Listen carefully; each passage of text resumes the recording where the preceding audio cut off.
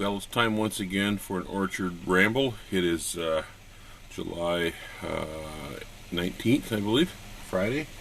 We had some really hot weather last week, up in the 90s and 90% humidity, and we had a little bit of rain last night. It's cooled off, it's dried off, and it's time to go check out the cabin orchard.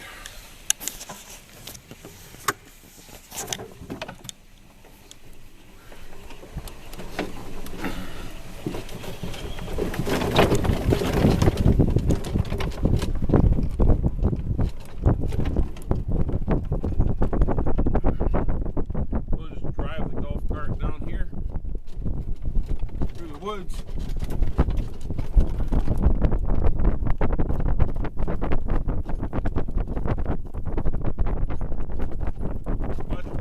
It's much cooler today.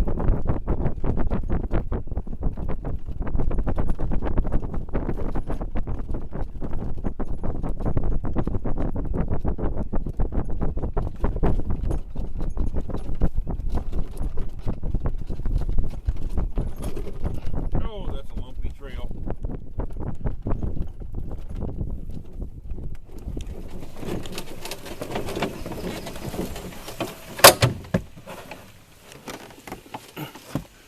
Someday I'm actually going to connect that water tank.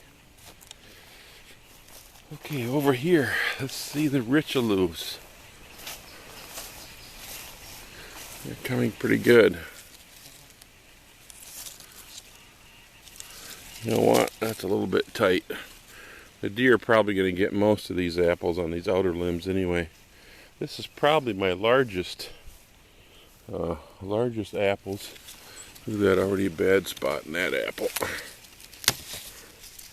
I'll just drop it here in the orchard. The deer will get it. That is a, wow, that's a large apple. There's a little bit of some frost ring on the bottom there. That apple for July, that's huge. These apples are nice and big. I got some frost damage on most of them, as you can see right here at the blossom end. The deer will knock these off most likely, so I'll probably never see these on the outside limbs, but I have them up in the tree too, and some inside the fence. They are growing fast. Those are my biggest apples, the richelieu's right now. You'd think on this sand hill nothing would grow, but this tree is giving a little bit of shade in the morning here. It's 9:30 a.m. Got a couple in this tree. The trees are looking pretty healthy out here, I must say. When I think about what this orchard used to be, it was just a sand hill.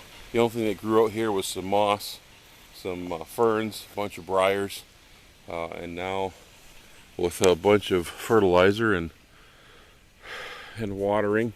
Although I've not done watering out here in the last 3 or 4 years because the ground cover now is keeping the moisture in. You can see my apple limbs here. As the weight of the apples bring it down, I have this self-pruning system engaged out here. It's called deer. So they're going to be pruning off all these limbs. What I'll probably do is just shorten the limbs in the fall. But as this limb comes down and down, down, the deer will pluck everything off from 5 or 6 feet down. So they're going to get some food, and I'm going to get some venison. Here's a Honeycrisp. Man, this one's loaded. Some limbs have a lot on them, some limbs not so much. This limb was actually up so high I couldn't thin it before, and now I can, although there doesn't seem to be many apples that have a speck on them. Not a speck. Looks like almost a bruise there for being so close to the other apple. So that tree is going to have a nice crop, whatever survives the deer and lower limbs. We have Fuji. Now this tree, again, I couldn't thin it because the limbs were too high up. Now, take the smaller apples off, but there's not a real good set on this tree. So even though there may be 3 or 4 in a bunch in a couple places, I'm just going to let them grow. That's a Sun Fuji. I'm just looking at the overall coverage of the tree, the foliage, and it looks just so nice out here on the sand hill. It's growing so well. And there's another Sun Fuji. Only a couple apples in there. Sun Fuji should overproduce. So I expect that we just don't get as much sunlight in here in this little opening in the woods as we should. And that's probably why it doesn't produce as many fruit spurs as it should every year. The Rome tree has survived a girding, about a 70 or 80% girding by voles, and it is now producing again this year. A little bit of dieback on some upper limbs. I cut off all the dead limbs I could this spring, and that one either I lost or it died since then. But the tree's coming back. It's